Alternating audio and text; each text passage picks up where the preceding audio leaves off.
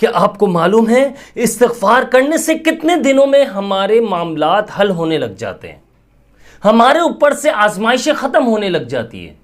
मैं आप लोगों को बताता हूँ, सिर्फ 7 दिन में, सिर्फ 7 दिन बाद ही आपके मसले हल होने लग जाते हैं।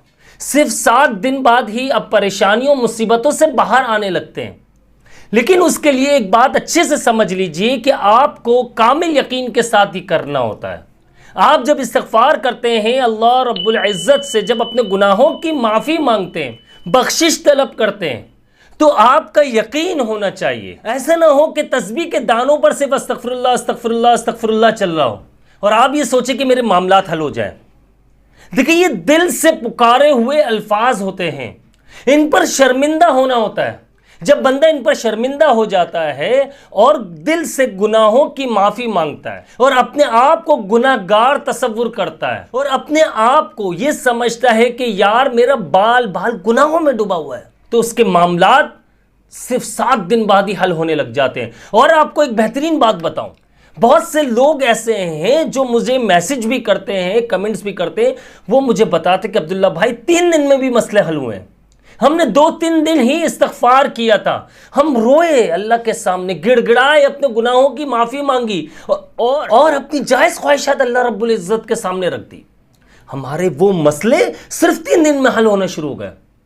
और बहुत सारे लोगों के 7 दिन बाद ही मसले हल होना शुरू हो जाते हैं। और बहुत सारे ऐसे लोग भी हैं जो सालों तक इस्तिग़फ़ार करते हैं लेकिन उनके मसले हल नहीं होते।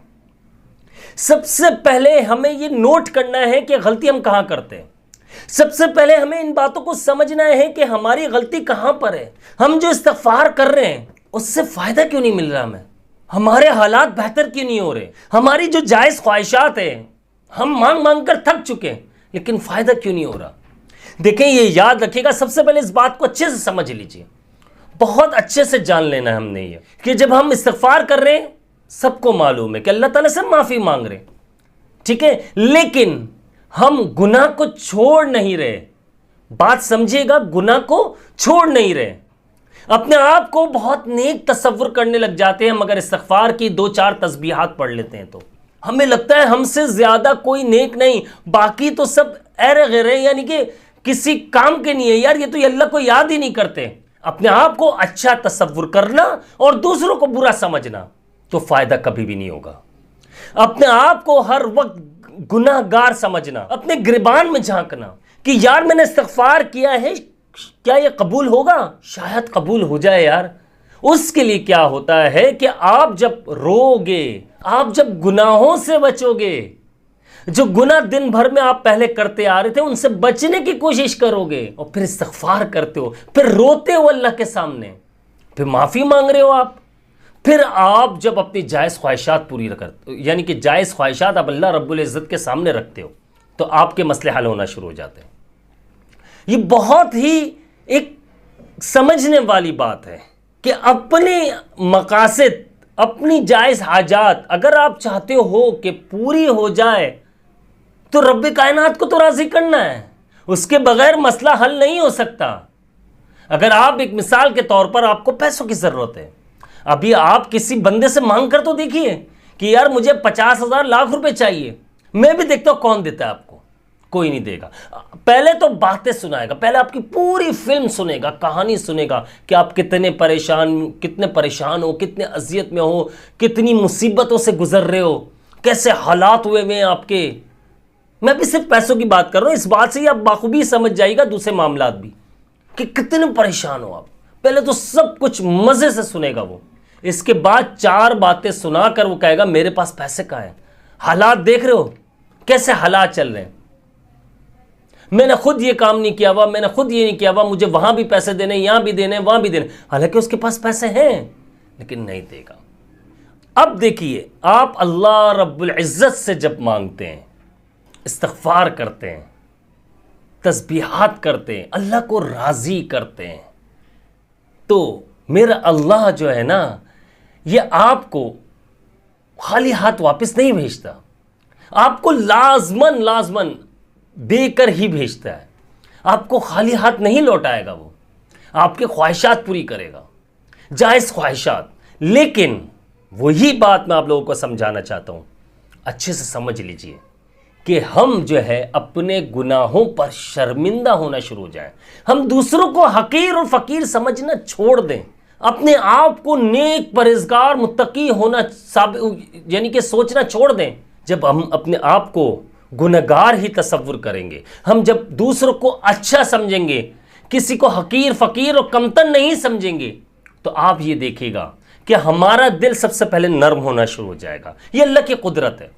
जब दिल नर्म होना शुरू हो जाएगा तो हमारी दुआएं भी कबूल होना शुरू हो जाएंगी। जो सख्त लोग होते हैं, यानी कि सख्त दिल के मालिक होते हैं, सख्त लोग नहीं, सख्त दिल के मालिक जो होते हैं, उनके दिल पर पर्दे आ चुके होते हैं, उनका दिल सियाह हो चुका होता है, काला हो चुका होता है, तो फिर उनकी दुआओं में रुकावट आती है, परेशानियां आती हैं, दुआएं जल्द कबूल नहीं होती। लेकिन जो लोग नर्म दिल के मालिक होते हैं, दूसरों की कमजोरियों को, दूसरों की परेशानियों को देखकर, दूसरों को अजियत में देखकर खुद परेशान हो जाते हैं, उनकी दुआएं बहुत जल्दी कबूल होना शुरू हो जाती हैं, क्योंकि वो अल्लाह की मखलूक का दर्द जो है अपने दिल में भी रखते हैं। तो इसलिए उनके लिए मामलात हल होना शुरू हो जाते हैं। उनके लिए मामलात यानी कि जो उनके मामलात हैं जो ख़राब हो चुके होते हैं वो सही होना शुरू हो जाते हैं, उनके लिए रास्ते खुलना शुरू हो जाते हैं। लेकिन जब हम अपने इन मामलात को अच्छे से समझ लेंगे, अपने आप को देख लेंगे कि हमारी गलतियां कहाँ पर है, वहीं पर इंशाअल्लाह हमारे सारे मामलात हल होना शुरू हो जाए। इसलिए अब आपने करना क्या है कि आपने सिर्फ 7 दिन अपनी बुराइयों को, अपनी खामियों को नोट करना शुरू कर देना है और इस्तिग़फ़ार भी साथ साथ करना है और दूसरों से अच्छे से पेश आना है, अच्छा सुलूक करना है।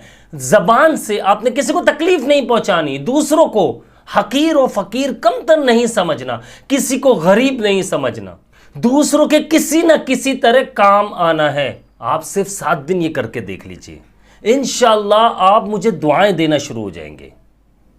ये जो है मैं अपने पास से बातें नहीं बता रहा हूं, ये लोगों के कमेंट्स, लोगों के मैसेजेस जो मेरे पास आते हैं और उनको इन बातों से फ़ायदा होता है तो वो मुझे बताते हैं, तो फिर मैं आप लोगों के लिए एक वीडियो की सूरत में लाता हूं ये, और इससे इंशाअल्लाह आप लोगों को बहुत फ़ायदा होगा।